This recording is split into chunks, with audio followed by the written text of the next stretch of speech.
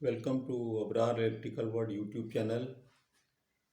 आप एक पहले पार्ट में देख चुके हैं कि रिले बैकअप और ब्रेकर बैकअप का क्या मतलब है, वो मैंने देखे यहाँ मेंटेन की हुई है डायग्राम। मेरा यही तरीका है कि मैं पिछली जो क्लास होती है और पिछले जो लेक्चर होता है उसको साथ लेके चलता हूँ। तो ये मुझे स्लाइड में बड़ा मुश्किल लगता है कि मैं स्लाइड को पिछली को कैसे रेफर करूँ उसमें, और फिर आपको भी आगे पीछे जाना पड़े।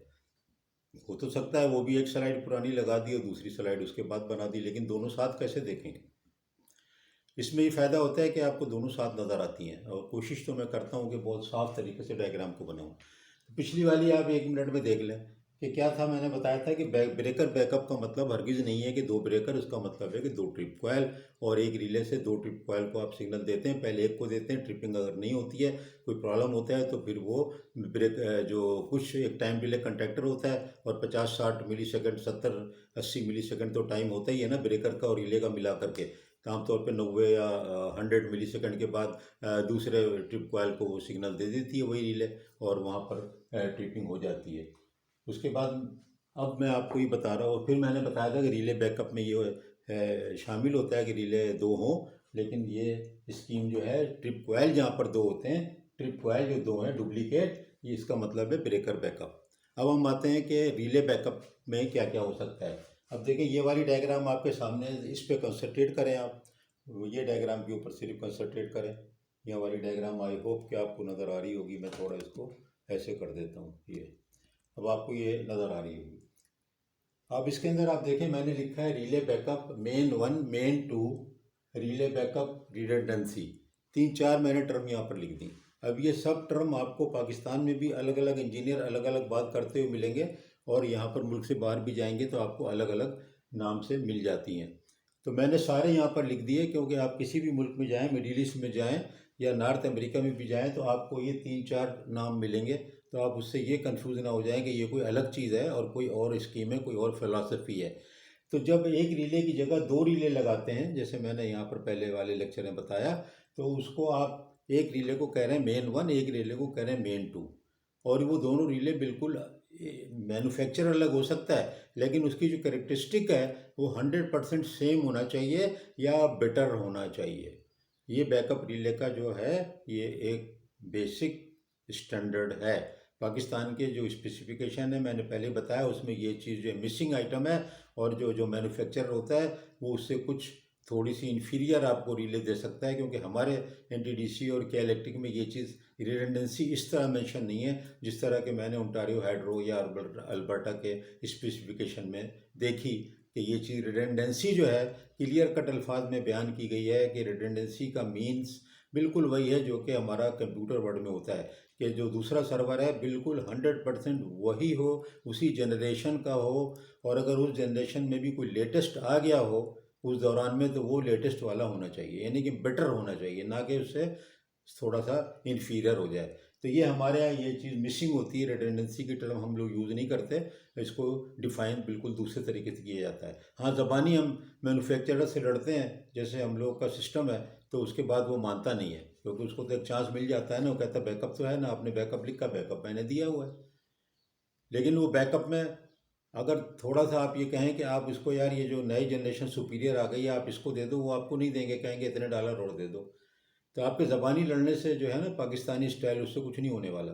आपके कागज़ में सही चीज़ लिखी होनी चाहिए, तभी आपको कोई देगा। अगर आप भी मैन्युफैक्चरर साइड पे होंगे तो आप क्यों देंगे, आप क्यों देंगे, नहीं देना चाहिए ना। तो बिल्कुल वही बात है, इसलिए आप ये सब चीज़ों को अभी से समझें।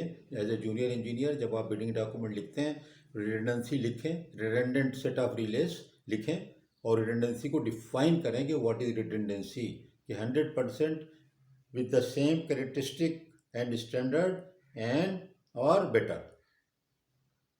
बेटर ये लिखे आप, तो आपका होगा। अब बैकअप को जो है ना मेन टू भी कहते हैं। जैसे कि एक रिले लगाएंगे ना, डिस्टेंस रिले बड़ी सी लगी हुई है, इसके साथ एक दूसरी और रिले लगी हुई है, तो वो दोनों रिले जो है ना, वो रिले को एक को मेन वन कहेंगे, एक को मेन टू कहेंगे, क्योंकि अब आपको जब ये डिफाइन कर दिया कि वो बिल्कुल सेम होना चाहिए, बेटर होना चाहिए, तो आप किसी को भी मेन वन मेन टू ले लें, फ़र्क नहीं पड़ने वाला।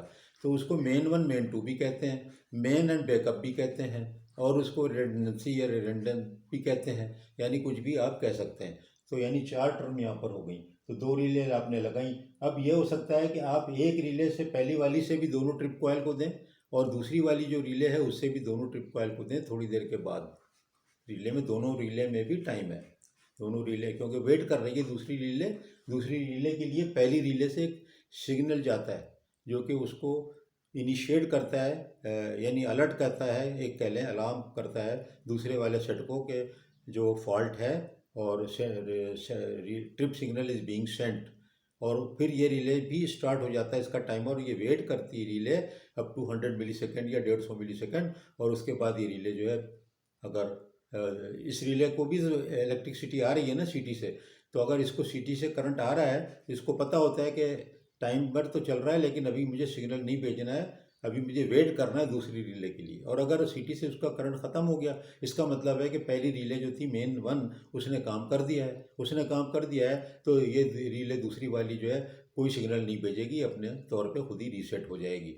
आप समझ रहे हैं बात को कि पहली रिले अगर उसने ट्रिप कर दिया, ब्रेकर 52 ऑफ हो गया, तो सिटी में से करंट ज़ीरो हो गया, तो इस सेकंड सेट ऑफ रिले को भी तो पता चल गया ना, ये भी तो सिटी से कनेक्टेड है, दो सिटी भी नहीं होती कभी, तो ये जो है ये भी तो उससे कनेक्टेड है। तो इसका मतलब है कि इस रिले को खुद भी पता लग जाएगा और टाइमर इसका चलना आगे बंद हो जाएगा, यहाँ से कोई ट्रिप सिग्नल नहीं जाएगा। लेकिन अगर ये करंट देख रही है कि पहली रिले से तो आ गया कि फॉल्ट का है पोजीशन, और दूसरी रिले में करंट भी आ रहा है, तो थोड़ी देर के बाद 100 मिली सेकेंड या उससे थोड़ा सा और अगर जितना आप सेट करें उसके बाद जो है ये रिले भी ट्रिप कॉयल को सिग्नल भेज देगी। फिर भी बात एक आखिरी तो प्रॉब्लम रहता है कि अगर operational mechanism of the circuit breaker में कोई गड़बड़ है, मैकेनिकल रॉड जो उसको जाके प्लंजर को स्प्रिंग को पुश करती है और ब्रेकर को ऑफ करती है, तो वो तो अपनी जगह प्रॉब्लम रहेगा, तो कहीं तो जाके कंप्रोमाइज़ करना होता है।